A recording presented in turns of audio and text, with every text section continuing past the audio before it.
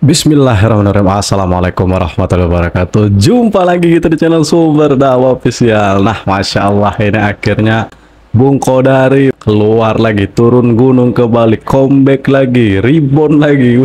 Oke, langsung saja kita melihat videonya. Bismillahirrahmanirrahim. Let's go. Peluang itu tentu sangat-sangat terbuka ya, walaupun saya melihat begini, sebetulnya pada hari ini ada semacam dua pesan ya yang muncul dari Teguh Umar. Misalnya kalau kita lihat harian Kompas beberapa hari yang lalu, itu di halaman pertama ada berita mengenai Mbak Puan ketemu dengan Pak Prabowo dalam rangka menjajaki pertemuan Prabowo dengan Megawati. Tetapi di halaman dalam ada artikel opini yang atas nama ya atau ditulis oleh Ibu Megawati yang isinya itu banyak menyerang Pak Jokowi. Nah, karena itulah kemudian saya melihatnya bahwa sebetulnya ini ada kemungkinan Ibu Megawati atau PDI Perjuangan mau berkoalisi dengan Pak Prabowo, tetapi tidak mau ada Pak Jokowi di sana. Dan saya melihat disitulah kemudian letak kerumitan atau kerepotannya. Karena saya melihat Pak Prabowo ini dengan Pak Jokowi itu satu tim. Dan kita lihat bagaimana keakraban Pak Jokowi dengan Pak Prabowo kan luar biasa ya dalam beberapa hari ini. Ada bunyi telepon masuk. Misalnya ke Istana Negara saja sampai 2 kali, begitu hari pertama datang, hari kedua juga datang, dan kita bisa lihat foto itu diunggah oleh Pak Prabowo dalam Instagram resminya, termasuk juga pertemuan dengan Mas Gibran dan keluarga. Jadi saya kira ini sekarang sebetulnya bolanya ada di tangan Pak Prabowo ya. Jadi tugas sejarah Pak Prabowo untuk menentukan ini ada telepon masuk beliau akan di videonya jalan bukan bareng di kita dengan Pak Jokowi atau jalan bareng dengan Ibu Mega. Saya melihatnya seperti itu gitu. Nah, soal adanya Rosan datang ke Teguh Umar itu bagian dari pesan-pesan rekonsiliasinya, tetapi juga ada sebetulnya pesan sekali lagi yang ambigu ya, karena di sisi yang lain itu ada pesan penolakan juga, terutama kepada Pak Jokowi. Sementara seperti saya bilang bahwa Pak Jokowi dan Pak Prabowo ini pada hari ini saya lihat adalah satu kesatuan ya, atau boleh dibilang bahkan sebagai duit tunggal ya dalam dalam mengelola Indonesia ke depan. Begitu, Ana dan ya. Yang menarik juga diisukan begini, ada di internal PDIP sosok yang kemudian menghalangi pertemuan antara Megawati dan juga Prabowo. Anda melihat ini seperti apa? Isu ini sudah santer loh, Bang Kodari. Ya sebetulnya kan mau ketemu dengan nggak ketemu ini kan juga tidak mudah juga ya. Pak Rosan yang juga 2 kali yang kedatangan yang pertama itu kan dia cuma sekitar 5 menit di dalam. Kalau kita punya dengan tamu-tamu yang lain yang misalnya di dalam itu bisa sekian menit agak lama, berarti mungkin pertemuan yang pertama awalnya tidak ditemui oleh Ibu Mega, tetapi kan kemudian mungkin ada perubahan pemikiran atau bahkan ada aktor yang lain yang kemudian mengatakan bahwa kedatangan Pak Rosan itu diperlukan dan harus disambut oleh Ibu Mega gitu. Jadi istilahnya kuncennya Teguh Umar ini pada hari ini jangan-jangan ada 2. Ada kuncen yang mau bukain pintu, ada juga kuncen yang mau ngunci pintu gitu.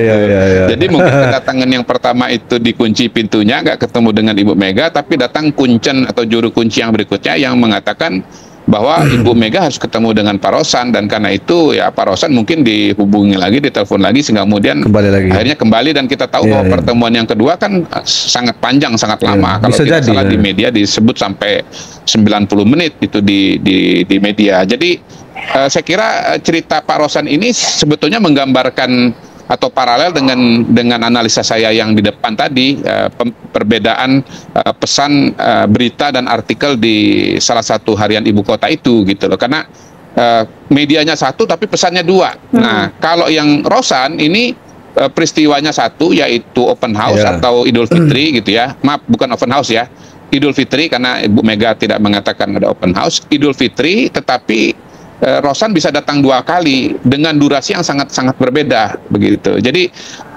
kita dapat 2 pesan di situ. Nah, pesan yang konsisten menurut saya cuma datang dari Pak Prabowo dan Pak Jokowi.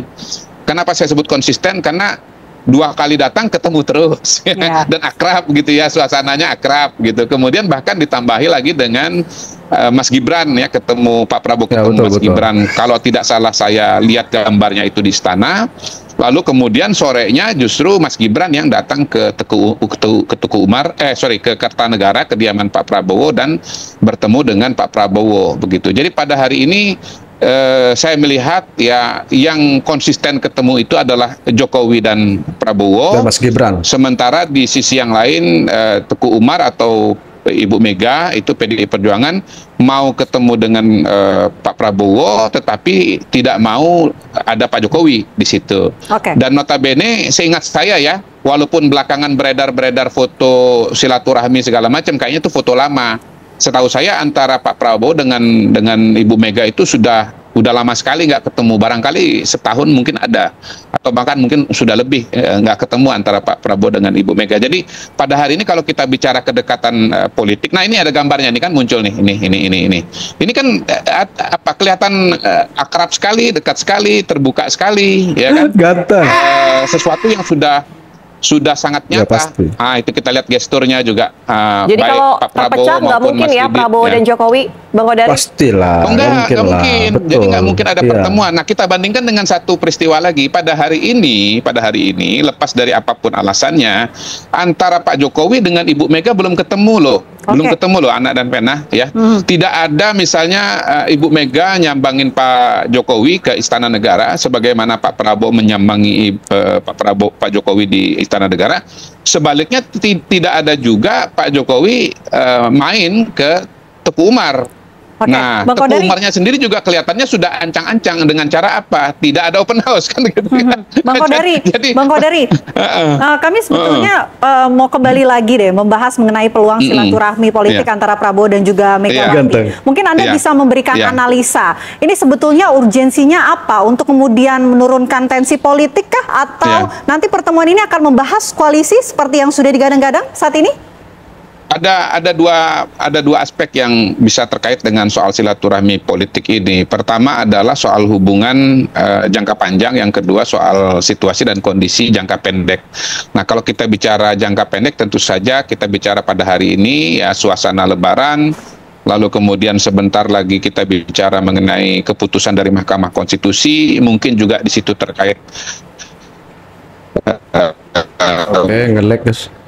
Proses hak angket di DPR. Sampai hari ini tidak ada satupun anggota DPR dan satupun fraksi yang secara resmi mengusung hak angket. Jadi kita bisa katakan hak angket itu sudah game over, dan diskusinya itu sekarang tinggal soal Mahkamah Konstitusi dan bagaimana kemudian menyikapi keputusan dari Hakim Konstitusi nanti tanggal 22 April dan bagaimana kondusivitas situasi dan kondisi politik pada hari itu. Tetapi yang kedua kita bicara jangka panjang adalah bagaimana pemerintahan Prabowo dan Gibran ya pada tahun 2024 dan 2029 yang akan datang gitu. Nah, singkat ceritanya atau singkat katanya, pertanyaannya apakah PDI Perjuangan akan menjadi bagian dari pemerintahan atau tidak gitu.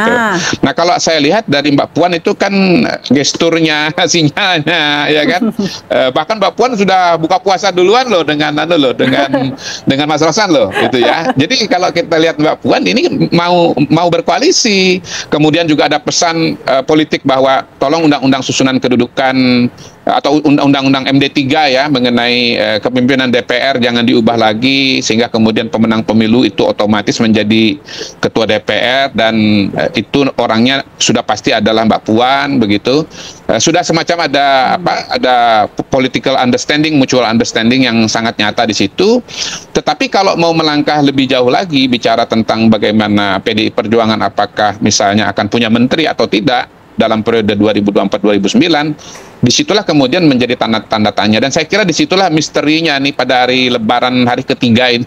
Misteri politik kita pada hari ini untuk dipecahkan atau kita tunggu jawab. Puan dan juga Megawati punya perbedaan pendapat nih. Bagaimana nanti kelanjutnya kalau ibu dan anak beda pendapatnya?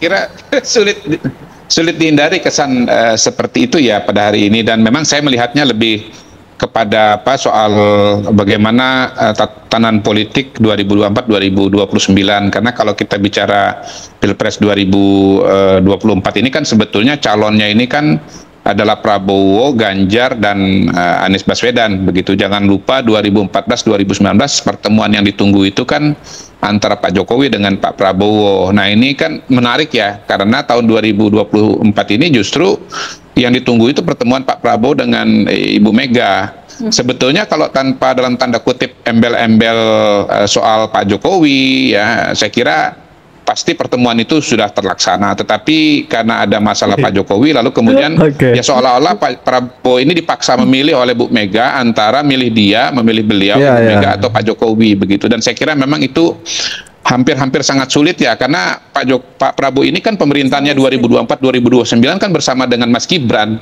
Jadi rasanya hampir nggak mungkin tidak melibatkan Mas Gibran garis miring Pak Jokowi di pemerintahan 2024-2029. Saya kira itu situasi dan kondisinya. Nah guys, itu pendapat dari Bung Kodari. Pokoknya simpulkan kalian sendiri, tulis di kolom komentar apa pendapat kalian. Ini memang sangat menarik. Kata Bung Kodari, ini satu paket, duit tunggal, dua putra terbaik bangsa lah kira-kira. Yaitu Pak Jokowi dan Pak Prabowo. Itu satu paket, jelas tidak bisa dipisahkan. Nah, saya akhiri. Semoga video tadi menambah informasi yang terbaru bagi kita. Tentunya jaga persatuan Indonesia. Jangan mau dipecah belah, jangan mau diadu domba, apalagi termakan isu hoax. Wabillahi taufiq wal hidayah. Wassalamualaikum warahmatullahi wabarakatuh.